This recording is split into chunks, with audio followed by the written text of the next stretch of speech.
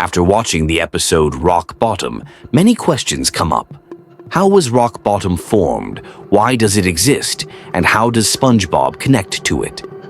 The episode presents a strange, dark city, unlike Bikini Bottom, and the events suggest there may be a hidden reason behind why SpongeBob ended up there. The story begins with SpongeBob and Patrick leaving Glove World and looking for bus fare while bothering the bus driver. Patrick notices a sign saying they are leaving Bikini Bottom, yet the bus never stopped to let them off first. Even after the two made it clear they needed to return home, the bus driver refused. Once they arrived in Rock Bottom, Patrick caught a bus and was allowed to go home, but SpongeBob was not. This suggests the driver may have intentionally stranded SpongeBob. Some characters in Bikini Bottom frequently get annoyed by SpongeBob: Squidward, Mrs. Puff, Pearl, even Plankton. It's possible that many residents wanted him gone and arranged for a specific bus driver to drop him into Rock Bottom. Once he was stuck there, every bus appeared only when SpongeBob wasn't ready, and each time he got close, it instantly pulled away. This behavior feels intentional, designed to trap him and wear down any hope of getting home. Rock Bottom itself appears completely different from Bikini Bottom: the buildings, the soil, and even the residents. The fish there glow, have strange shapes, and speak a distorted language. Their glow raises the question of whether the city is radioactive. To explore that, it helps to look at how Rock Bottom might have been created. Bikini Bottom is based on the real-life Bikini Atoll, the site of U.S. nuclear testing. Radiation can cause mutations, as seen in the survivors of Hiroshima and Nagasaki. The show implies that Bikini Bottom fish evolved into talking, walking beings due to mild radiation. Rock Bottom, however, seems much closer to the blast site and may have received far more radiation, enough to create deeper mutations. Even the soil appears to react uniquely as SpongeBob witnesses it physically interacting and speaking. A massive crater created by a nuclear explosion could explain the steep 90-degree road that divides Bikini Bottom from Rock Bottom. Most Rock Bottom fish look mutated and luminous, except for one. When SpongeBob tries to escape, he meets a red fish who resembles a normal Bikini Bottom resident, except for a glowing lure on his head. The fish speaks normal language and knows how to get SpongeBob home using balloon travel. This suggests he is originally from Bikini Bottom and is only pretending to be a Rock Bottom native by attaching a fake glowing lure to blend in. He may have been trapped there the same way SpongeBob was. However, in later appearances, this same fish speaks only the Rock Bottom language and cannot understand Bikini Bottom speech. This implies some form of brainwashing or mental alteration. The radioactive nature of the Rock Bottom inhabitants could explain this. Constant radiation exposure might affect thoughts, memory, or even identity. The city is depicted as depressing and lifeless, with empty graves and unsettling imagery. In another episode, Rock Bottom residents prefer night patties, holographic ghost-like burgers, instead of real food. This odd preference suggests they may not be fully alive. The fish SpongeBob meets in Rock Bottom eventually exhibits ghost-like behavior, including disappearing and reappearing, implying he may have died from radiation exposure and transformed into some kind of spirit. This could be why he never returned to Bikini Bottom even with access to the balloon method. He was no longer alive when SpongeBob met him again. If SpongeBob had gone to Rock Bottom without the balloon he later received, he would never have been able to escape and might have suffered the same fate: isolation, radiation exposure, and eventual death like the other residents.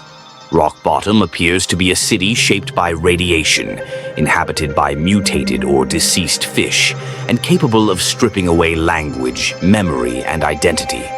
This explains why SpongeBob was nearly trapped forever and why the place feels so eerie and dangerous, despite being part of the same ocean world as Bikini Bottom. Patrick Star is hiding something serious, something that could ruin SpongeBob's life. In the episode Secret Box, SpongeBob asks Patrick if he wants to go jellyfishing and discovers Patrick owns a mysterious secret box. SpongeBob becomes desperate to know what's inside and eventually breaks into Patrick's house to steal it. At the end, Patrick claims the secret item is an embarrassing snapshot of SpongeBob at a Christmas party, but he never shows the picture itself.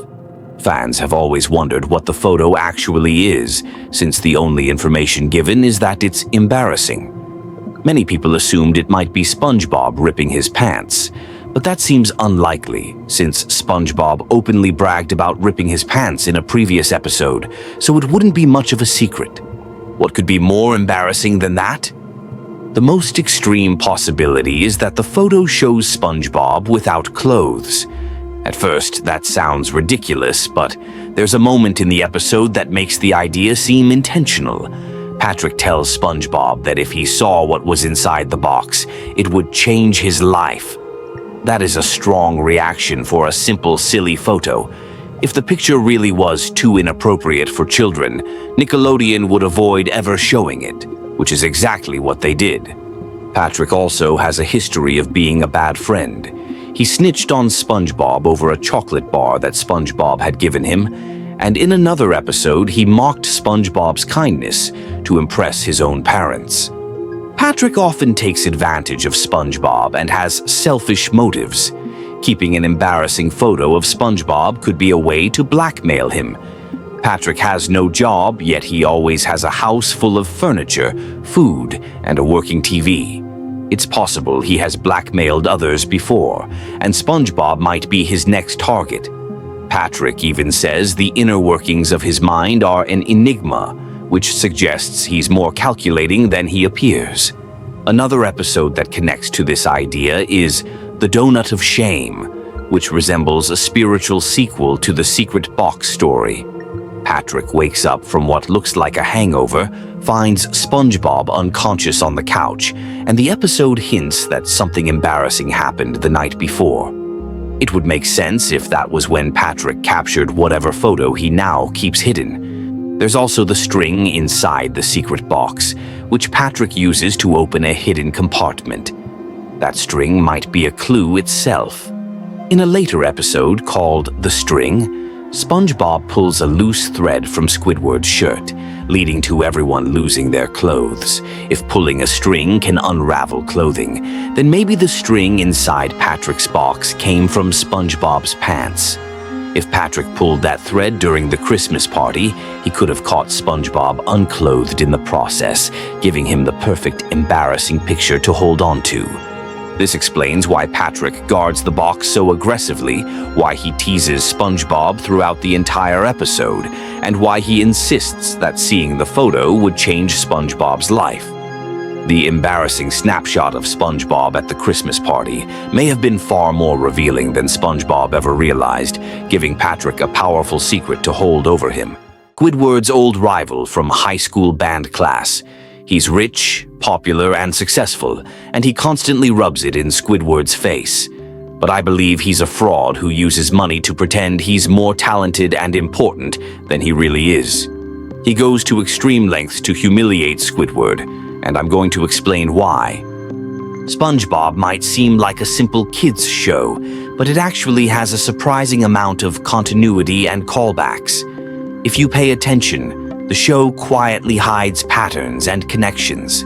When you follow these clues, a story about Squilliam's lies starts to appear. The first piece of evidence is from the episode where Squidward is playing his clarinet and two men knock on his door, claiming to be from a pet hospital because someone heard a dying animal. Immediately afterward, Squilliam calls him to gloat. I think Squilliam was spying on Squidward, heard him playing badly, and hired those two to embarrass him. There is no pet hospital in Bikini Bottom, and both of those fish work at the regular hospital. That means Squilliam likely paid them to fake the visit. Next, Squilliam claims he leads a famous band that is scheduled to play the Bubble Bowl. He says he's too busy to play and asks Squidward to cover for him. But we never see Squilliam's band, and he still shows up at the Bubble Bowl to watch. It seems his band didn't exist, and he made up the whole situation to set Squidward up for humiliation. Later, Squidward runs into Squilliam and a group of fancy-looking friends who laugh at Squidward for being a cashier. But these friends are just regular Bikini Bottom citizens dressed up, many of whom appear all the time at the Krusty Krab and would already know Squidward's job. It seems Squilliam hired them. At one point, Squilliam even admits his entire life is made up before claiming he was kidding. But it might have been a moment of honesty. In another episode, Squilliam claims the city built him a statue because he cleaned up the town. But the statue looks cheaply made, and one of his supposed friends admires it in a very forced way. Later, Squilliam tells an officer the statue is his, not the city's, which proves he paid for it himself to impress people and humiliate Squidward. There's also the concert in which Squilliam is supposedly performing. Squidward watches the end of it, but Squilliam never actually touches his clarinet. The audience praises him anyway. Many of those cheering are the same paid friends. It looks like Squilliam can't actually play and pays people to pretend he's a genius. His biggest scam happens when Squidward leaves the concert and is approached by the headmistress of a prestigious music college. She mistakes him for Squilliam and offers him a professor job. But she somehow already knows Squidward and Squilliam are enemies. She should have recognized Squidward if she knew who he was, yet she didn't. Her assistant is literally one of the paid audience members wearing glasses. The entire college looks like a dirty warehouse with a sign slapped on it. SpongeBob and Patrick easily get in even though it's supposed to be elite. Then suddenly, the police, the headmistress, the audience, and Squilliam all show up at the same time to expose Squidward. One of the officers even calls Squilliam a genius while arresting Squidward, making it clear Squilliam is paying him. Squilliam created a fake college, hired actors, and staged the entire event just to ruin Squidward on live TV. All these schemes raise the question, why would Squilliam go so far? Why dedicate so much time and money to ruining Squidward? The show gives almost no backstory, so it seems unsolvable, until one tiny detail reveals something bigger. In an unrelated episode, Squidward is wearing a purple robe. It's not his robe, it's Squilliam's robe. That means Squidward had it at some point. The only logical explanation is that Squidward and Squilliam used to be more than rivals. They must have once dated or had some kind of romantic relationship. Suddenly, everything makes sense. Squilliam's obsession, his bitterness, his need to show superiority, and his constant desire to humiliate Squidward all point to an emotional past. The show even hints at it with a scene where Squidward imagines someone in their underwear and says, "Oh no, he's hot." Squilliam also appears in a scene where he's last seen harassing teenagers at Makeout Reef, which heavily implies romantic behavior in that location. The evidence suggests that Squidward and Squilliam once had a relationship that ended badly. Squilliam's cruelty isn't just rivalry, it's personal. He's determined to make Squidward miserable and prove he is better in every possible way. And that is the hidden meaning behind their entire dynamic.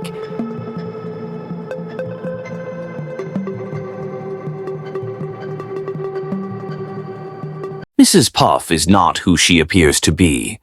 Most people think she's just SpongeBob's boating teacher, but she has a dark past she's been running from for years. Someone from her past seems to be manipulating her life and mentally torturing her.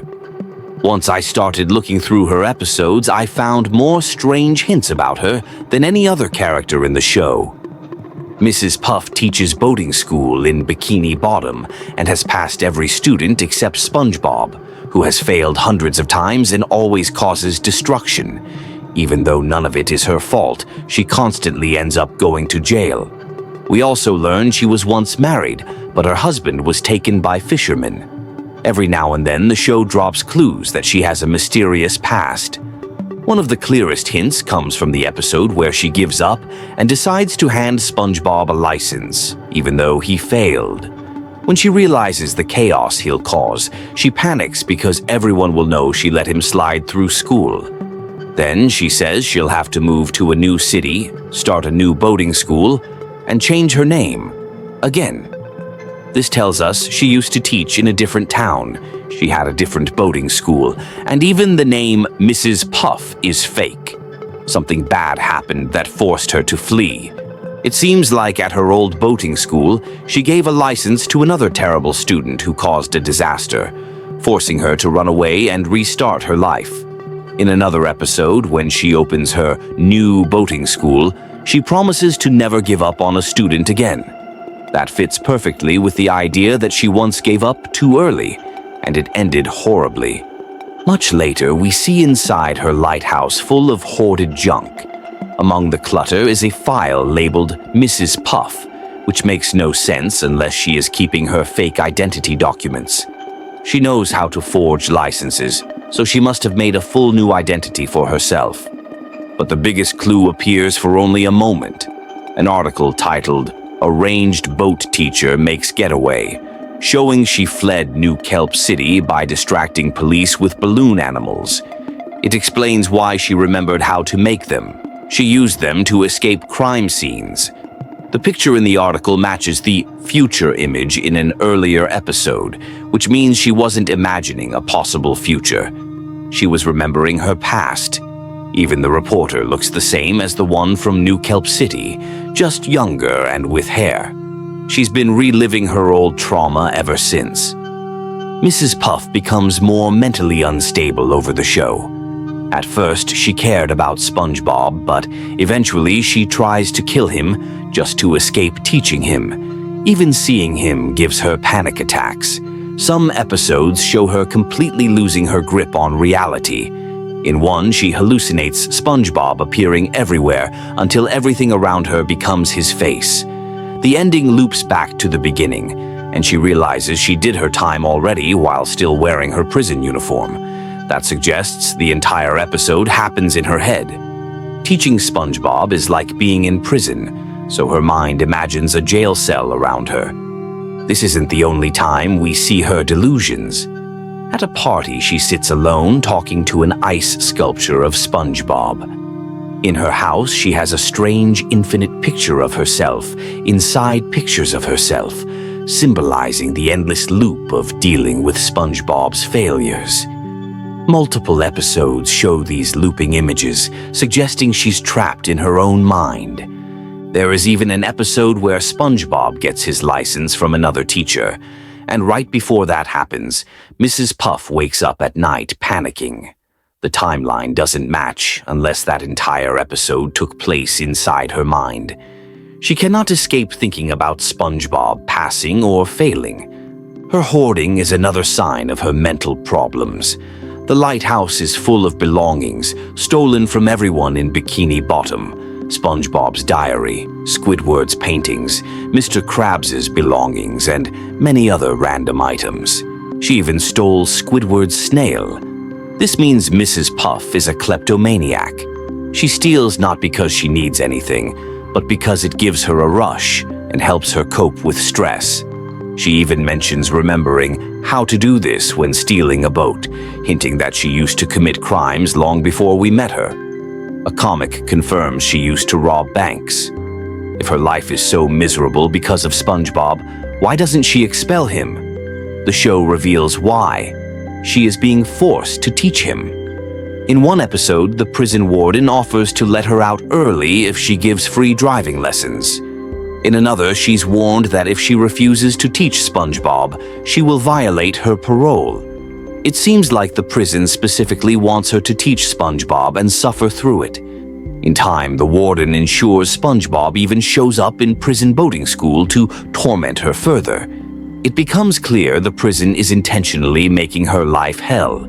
She is forced into situations where she must endure SpongeBob no matter what. Someone powerful is controlling her fate. The person behind it all seems to be the warden himself. The warden appears in New Kelp City in a newspaper photo from her past. That means he lived there and probably knows who she really is. But instead of turning her in for living under a false identity, he stays silent. If her secret came out, she would get more prison time, which seems like something he'd want. So why doesn't he expose her? Because it doesn't serve his real goal. I believe her previous mistake, giving a license to a dangerous student, led to a tragedy that affected the warden personally. Maybe the student hurt someone the warden loved. To get revenge, he moved to Bikini Bottom, became the warden, and when he discovered Mrs. Puff living under an alias, he realized he could torture her endlessly. But she likes being in prison because SpongeBob can't follow her there, so instead he turned her outside life into a prison. He makes sure she cannot leave town by giving her an ankle bracelet. He forces her into constant contact with SpongeBob and stops everyone who might get close to her, including Mr. Krabs and Dorsal Dan. The warden even poses as a lawyer in another episode, using the name Richard A. Bottom Feeder. He offers to help Mr. Krabs for free, but deliberately sabotages the case so that SpongeBob, the worst possible lawyer, has to represent him. He removes any chance Mrs. Puff has at happiness by destroying her relationship with Krabs. He clearly hates her deeply. But what exactly did her old student do? It must have been something devastating, like causing the death of someone related to the warden. In her home, we see a picture of an unknown fish who resembles the warden. Same coloring, same bow tie style, same fancy look. Maybe it was his father, brother, or son. She keeps the picture as a reminder to never make the same mistake again. Mrs. Puff lost her business, identity, and sanity because of that one mistake. She lives a miserable, delusional life and can never be happy. But there's one more twist. Her husband is still alive. In the SpongeBob movie, all the dried-up fish in Shell City come back to life when water pours on them. One of the revived fish is a puffer fish that looks exactly like Mr. Puff. He escaped, but he can't find her because she changed her identity and moved. She also cannot leave Bikini Bottom due to her parole, so she can never reunite with him. The warden is likely aware of this and is making sure they never see each other again. Mrs. Puff's life is tragic. Her happiness is just one city away, but she is trapped and constantly punished for a mistake she made years ago. The warden, Richard A. Bottom Feeder, has made sure she will never escape her suffering. SpongeBob has always had a unique style, switching from light-hearted comedy to strange, surreal moments without warning. And there's one episode that has confused fans for years, Spongehenge. It's known for being unsettling, strange, and usually skipped. But I think it's more than just a creepy episode. Under the weird visuals and disturbing tone, there's something thoughtful and intentional happening. After watching every season again to find patterns and context, I think I figured out the real meaning behind the episode. It changed how I see the episode, the show, and SpongeBob as a character. But before the meaning becomes clear, we need to understand what actually happens. It starts with something simple: wind. Bikini Bottom is hit with unusually strong gusts. Two fish leave a diner talking about how bad the weather is. One jokes that Neptune must be angry. The other says Poseidon is the real ruler of the sea. It's a throwaway joke, but it sets the stage. The wind gets worse. It blows away their food and sends it flying straight into SpongeBob's face while he sleeps. When he wakes up, he tries to find who it belongs to. Then a gust of wind hits him and blows through the holes in his body, creating a hollow, haunting sound. It doesn't match the usual cheerful SpongeBob music. It sounds like an ocarina or flute. Strange, echoing, eerie. And the jellyfish love it. They swarm SpongeBob, dancing around him and inside him like he's a living music speaker. Even after the sun rises, more jellyfish gather. They trap him with their excitement and won't let him go. Mr. Krabs eventually drags him to the Krusty Krab with a hook, but the jellyfish return immediately. The wind grows stronger and launches the Krusty Krab into the sky. SpongeBob ends up flying through the air and crashing into Patrick's house. Patrick lets him inside for a moment, gets stung, and then blames SpongeBob, kicking him out. SpongeBob runs into a cave, quiet, dark, and protected from the wind. Then things get darker. He starts talking to rocks, laughing to himself, and grows a long beard as if he's been there for months. He builds a stone statue of himself, not as decoration, but as someone to talk to and have tea with. When the wind hits the statue, it makes the same strange sound, and the jellyfish gather again.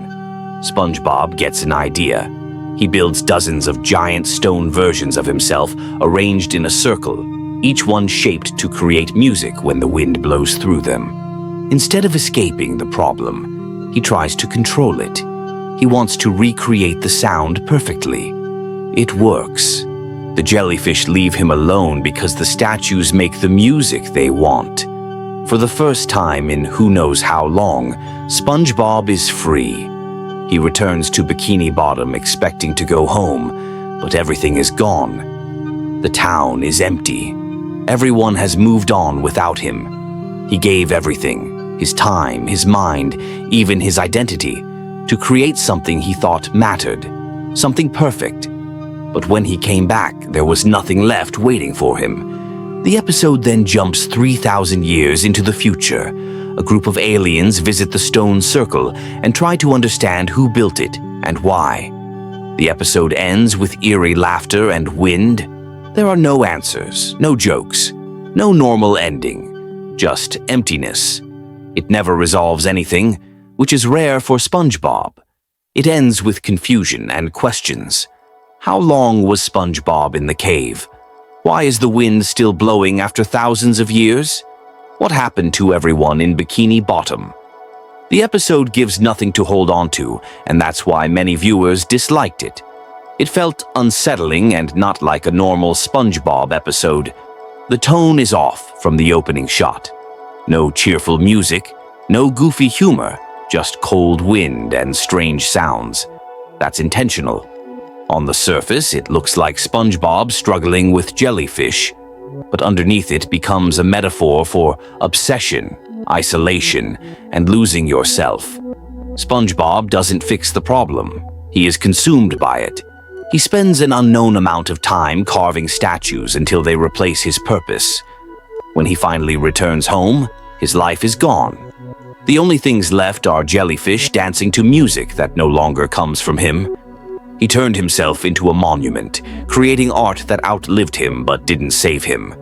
People have made many theories about what the episode means. One theory says the whole episode is a joke about ancient monuments like Stonehenge. SpongeBob builds giant stone figures of himself, and thousands of years later, aliens try to interpret them. It could just be a long joke about how humans treat mysterious monuments like sacred puzzles. But the ending doesn't have a punchline, only unsettling laughter. That's the first sign it's not just a joke. Another theory says the episode was a goodbye from the original team. Spongehenge aired at the end of Season 5, right before the show's tone changed because many original writers, including Steven Hillenburg, stepped away. Maybe this was their final strange, emotional piece before the show became more corporate. That would explain the quiet, slow pacing and the lack of resolution. It feels like the sound of creators letting go. But there's a deeper theory, almost spiritual. The early joke about Neptune and Poseidon could be the key. If the storm wasn't natural, if someone caused it, then the wind could be divine punishment or divine abandonment. An eternal storm that lasts 3,000 years feels like judgment from a god. But which god?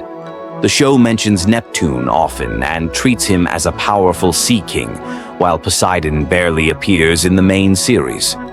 Neptune has the power to reshape reality with a point of his finger, and is thousands of years old. If anyone could send a storm, it's him. But there's no hint that he's angry at Bikini Bottom, and if he wanted worship, he would simply appear. The idea of gods fighting each other and causing storms like in Greek mythology is interesting but maybe too far-fetched for SpongeBob's usual themes. That leads to another viewpoint. Maybe it's not about gods at all, but about SpongeBob's relationship with art and creativity. The way he talks to the statues, shares tea with them, and obsessively tunes them feels less like passion and more like compulsion. It's not the first time SpongeBob breaks down like this. In the older episode, The Sponge Who Could Fly, he dreams of joining the jellyfish in the sky. He's humiliated over and over until the town only likes him again when he gives up. There's a line that hits harder now. They hated me when I was trying, but they loved me when I failed. That's also what happens in Spongehenge. He tries to do something meaningful, something different, and he loses everything for it. After looking at all these theories, maybe none are fully right, but that might be the point. The episode leaves space for any interpretation: madness, religion, existential dread, or artistic struggle. But if you still watch modern SpongeBob today, it starts to make sense in a new way. These theories aren't competing, they're steps in a bigger message. A joke that never lands, a hidden goodbye from the creators, a world without gods, an artist consumed by his own work. All of it leads to one final idea. Spongehenge is a prophecy. It's the original team predicting what SpongeBob would become once they left. After the first movie, which Hellenberg intended to be the end of the series, the network kept making episodes. SpongeBob became a franchise, a brand, a product.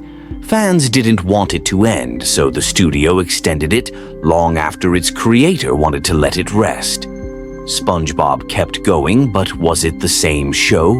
Or was it a hollow version, something that looked like SpongeBob but wasn't truly him? That mirrors Spongehenge exactly. The wind in the episode represents fame, loud, uncontrollable, impossible to stop once it starts. Fame changes SpongeBob, and his friends don't understand him anymore. So he hides and creates something lasting, carving statues that aren't tributes, but warnings.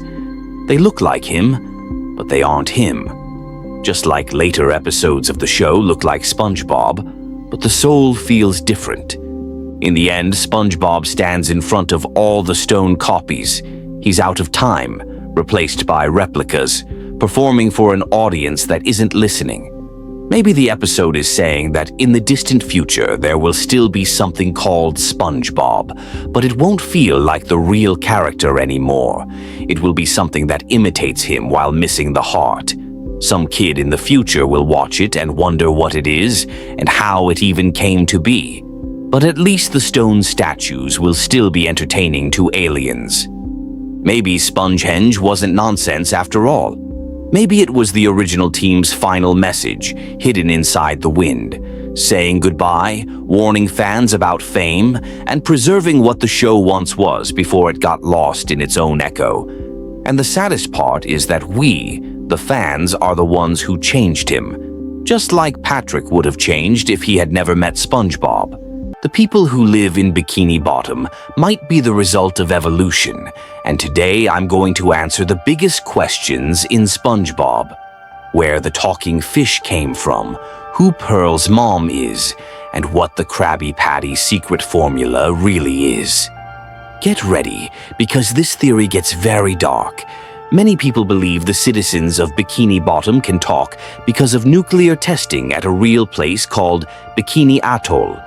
The United States tested nuclear bombs there from 1946 to 1958, and the idea is that the radiation mutated sea life into intelligent creatures. But most versions of this theory don't go into much detail, so I decided to look deeper. After watching everything, I realized there's a lot more here than anyone thinks. First, we need to know whether talking fish are unique to Bikini Bottom or if it's normal for the whole SpongeBob world. In the episode Feral Friends, a green moon appears and turns everyone into realistic, primitive versions of themselves that can't talk. The narrator says that every 100 years this happens and turns everyone in Bikini Bottom back into primal fish. This implies that the Bikini Bottom citizens evolved from primitive creatures. But does evolution affect all sea life or only Bikini Bottom? A DVD bonus clip shows human scientists studying the fish of Bikini Bottom because of their advanced intelligence, which suggests this evolution is unique. Then in SpongeBob's big birthday blowout, SpongeBob and Patrick visit the surface and see realistic fish in tanks that can't talk and move like normal fish. This proves that both evolved and primitive fish exist in the world at the same time. We see this again in Sponge on the Run. That seems to confirm that Bikini Bottom's residents are special. But then we run into a problem.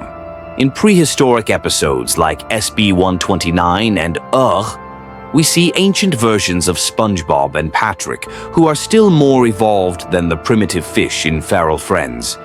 That means evolution started long before the Bikini Atoll tests. So the nuclear theory can't be true. So what caused the evolution? The only thing in the show that directly alters evolution is the green moon, which the narrator calls Neptune's moon, named after King Neptune. Neptune appears many times, has existed since ancient times, and has the power to transform fish. So it makes sense that he is responsible for evolving certain sea creatures into more advanced beings. This means evolved fish live alongside primitive ones. Like humans spreading across the planet, evolved sea creatures have spread across the ocean. But that raises a question. What is their relationship with the primitive fish? In the Krusty Krab training video, we hear that Mr. Krabs fought in a war. The show never explains what the war was, but with everything we know, it could have been a war between the evolved sea creatures and the wild, gigantic primal fish we saw in Feral Friends. Those creatures were huge and aggressive, and the evolved citizens probably had to fight to survive. There's evidence for this. We know Krabs served in the Navy and traveled beyond Bikini Bottom, where the primitive creatures would be. In his house, he has a picture of a massive whale fighting a ship. We've seen normal whales in the show, and they are not nearly this big. But in Feral Friends, when Pearl de-evolves, she becomes enormous, just like the whale in the picture. This suggests that the whale in the photograph was a primitive whale. And if that whale was fighting the ship, then Mr. Krabs must have been part of that fight. This leads to a dark conclusion. Mr. Krabs killed Pearl's mother.